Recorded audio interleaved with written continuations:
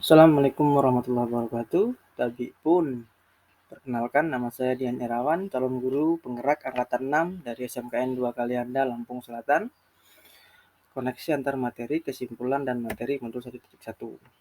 Oke, kali ini saya akan membuat sebuah video tentang kesimpulan dan refleksi pengetahuan dan pengalaman yang baru dipelajari dari pemikiran Ki Hajar Dewantara setelah mempelajari modul 1.1. Ada beberapa hal yang akan kita simpulkan dari dasar-dasar pendidikan Ki Hajar Dewantara. Yang pertama yaitu pendidikan Ki Hajar Dewantara yang mengatakan tentang menuntun. Pendidikan itu adalah menuntun, kemudian kekuatan kodrat, kemudian pendidikan yang berpihak pada anak, dan pendidikan itu adalah bukan tabur rasa, kemudian ada filosofi petani dan budi pekerti. Pada dasarnya, pendidikan menurut Ki Hajar Dewantara itu adalah menuntun, yaitu maksud pendidikan itu adalah menuntun segala sesuatu kekuatan kodrat yang ada pada anak-anak agar mereka dapat mencapai keselamatan dan kebahagiaan yang setinggi-tingginya. Kita garis bawahi, yaitu pendidikan itu menuntun segala kekuatan kodrat yang ada pada anak sehingga mereka dapat mencapai keselamatan dan kebahagiaan sebagai manusia maupun anggota masyarakat. Nah, jadi, filosofinya adalah pendidikan itu hanya dapat menuntun tumbuh atau hidupnya kekuatan kodrat atau bakat yang ada pada anak-anak agar dapat memperbaiki lakunya hidup dan tumbuhnya kekuatan kodrat anak. Kekuatan kodrat itu yang dimaksud adalah ada dua kekuatan kodrat yang dimiliki oleh anak, yaitu kekuatan kodrat alam dan kodrat zaman. Nah, salah satu kodrat itu adalah anak itu bermain. Kekuatan kodrat alam yaitu bakat, talenta, kemampuan latar belakang anak. Kekuatan kodrat zaman itu menyesuaikan dengan zaman. Sehingga manusia merdeka adalah manusia yang hidupnya lahir atau batin tidak tergantung kepada orang lain, akan tetapi bersandar atas kekuatan sendiri. Jadi nanti setelah pendidikan dilaksanakan, kita itu memerdekakan anak tersebut, merdeka batin dan merdeka lahir. Berikutnya adalah pendidikan yang berpihak kepada anak. Jadi strategi pendidikan itu harus berpihak kepada anak berdasarkan kodrat anak tersebut. Ki Hajar Dewantara mengatakan bahwa bebas dari segala ikatan, dengan suci hati mendekati sang anak, bukan untuk meminta suatu hak, melainkan untuk berhamba pada sang anak. Berhamba di sini maksudnya adalah kita sebagai pendidik harus memfokuskan pendidikan tersebut untuk menumbuh kembangkan apa yang dimiliki anak tersebut sehingga menjadi anak yang sukses, menjadi selamat dan bahagia sebagai manusia seutuhnya. Dasar pendidikan berikutnya adalah bukan tabula rasa. Anak itu bukan kertas kosong yang bisa digambar sesuai keinginan orang dewasa. Sudah ada coretan-coretan pada setiap anak. Sudah ada bakat, minat, kemampuan dasar yang dimiliki oleh anak tersebut. Nah, pertanyaannya bagaimana menebalkan bakat minat tersebut? Nah, menebalkan anak dengan kekuatan konteks diri anak dan sosiokultural budayanya. Menebalkan laku anak dengan kekuatan konsep diri anak itu ada 3 cara, yaitu wiraga, wirama, dan wirasa. Kita juga dapat menebalkan kekuatan laku anak tersebut dengan kekuatan konteks sosiokultural budaya masing-masing. Saat ini saya adalah orang Lampung, ada beberapa budaya Lampung yang dapat menebalkan kekuatan anak tersebut. Yang pertama adalah nengah nyapui. Filosofi ini artinya hidup bermasyarakat, membuka diri dalam pergaulan. Sehingga dalam proses pendidikan nanti anak tersebut harus bisa hidup bermasyarakat dengan baik, harus bisa bergaul dengan baik. Yang kedua adalah nemu nimak, yaitu terbuka tangan, murah hati dan ramah pada seseorang. Sehingga pelaku anak tersebut setelah selesai pendidikan itu mesti harus terbuka tangan, menjadi orang yang murah hati dan menjadi orang yang ramah pada semua orang. Berikutnya adalah berjuluk bedek, yaitu bernama bergelar saling menghormati. Anak itu harus bisa saling menghormati dalam bermasyarakat.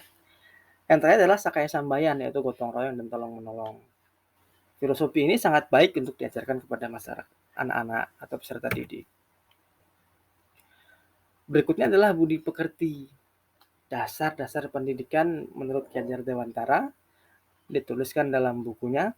Budi pekerti atau watak karakter adalah bersatunya atau perpaduan harmonis antara gerak, pikiran, perasaan, dan kehendak atau kemauan, sehingga menimbulkan tenaga dan semangat. Jadi, proses pendidikan itu adalah membentuk budi pekerti yang baik. Terjadi keseimbangan antara cipta, rasa, karsa, atau karya, dan pekerti. Dasar pendidikan berikutnya adalah filosofi pendidikan Ki Hajar Dewantara adalah diibaratkan sebagai petani. Petani yang sedang menanam bibitnya di sawah. Petani itu diibaratkan adalah kita sebagai pendidik, kemudian bibit-bibit itu adalah peserta didik kita. Bibit itu ada yang bagus, ada yang kurang bagus. Kita tidak tahu mana yang bagus atau tidak bagus biasanya ketika petani menanam tanamannya. Sama seperti kita. Maka kita harus melakukan diagnosa dulu, asesmen bagaimana latar belakang peserta didik. Nah, seperti petani yang merawat tanamannya harus disiram, harus diberikan pupuk.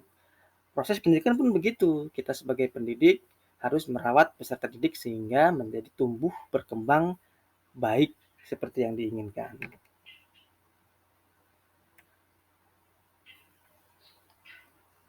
Berikutnya adalah pertanyaan dalam refleksi modul 1.1. Apa yang Anda percaya tentang murid dan pembelajaran di kelas sebelum Anda mempelajari modul 1.1? Sebelum saya mempelajari modul 1.1, itu pertama saya mengira pembelajaran itu hanya proses mentransfer ilmu, pengetahuan, atau kemampuan atau skill seorang guru kepada muridnya. Sehingga karena proses itu hanya mentransfer ilmu, sehingga kurang adanya sinkronisasi antara seorang guru dan kemampuan dasar murid tersebut. Yang kedua, sebelum saya mempelajari modul 1.1 ini, saya menganggap murid itu sama, tanpa melakukan asesmen diagnostik dulu di awal pembelajaran untuk mengetahui latar belakang murid. Pertanyaan kedua adalah apa yang berubah dari pemikiran atau perilaku Anda setelah mempelajari modul ini?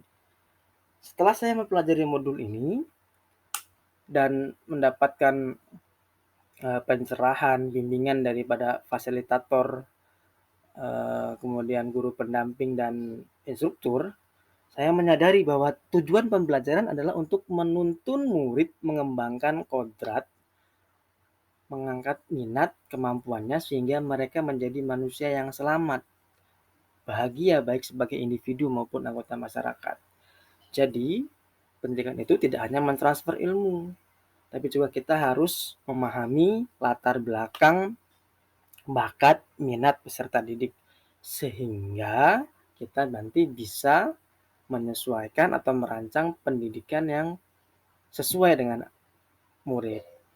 Yang kedua, apa yang berubah itu saya melakukan asesmen diagnostik untuk mengetahui latar belakang murid, sehingga dapat menyiapkan strategi pembelajaran yang sesuai dengan latar belakang. Latar belakang itu adalah baik emosional, bakat, minat, talenta, kemampuan dasar setiap murid.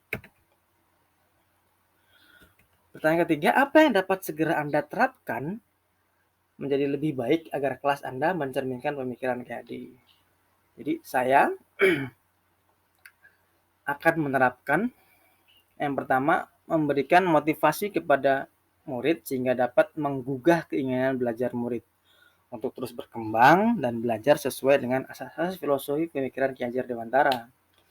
Jadi di setiap pembelajaran saya akan memulai dengan memberikan motivasi kepada murid-murid saya. Yang kedua, saya akan berusaha menjadi fasilitator murid dalam proses pembelajaran. Jadi saya memfasilitasi apakah yang murid butuhkan, kemudian strategi pembelajarannya bahwa murid itu merdeka belajar. Yang ketiga adalah memberikan bimbingan dan pelatihan ekstra terhadap murid yang membutuhkan. Karena setiap murid memiliki kemampuan yang berbeda-beda, maka saya akan berusaha membimbing dan melakukan pelatihan kepada murid-murid yang membutuhkan. Yang keempat adalah menerapkan kurikulum Merdeka Belajar berdasarkan kebutuhan murid. Demikianlah simpulan dan refleksi saya terhadap pemikiran Ki Hajar Dewantara yang dapat saya tuangkan. Semoga hal ini bermanfaat. Salam guru penggerak, terus bahagia. Assalamualaikum warahmatullahi wabarakatuh.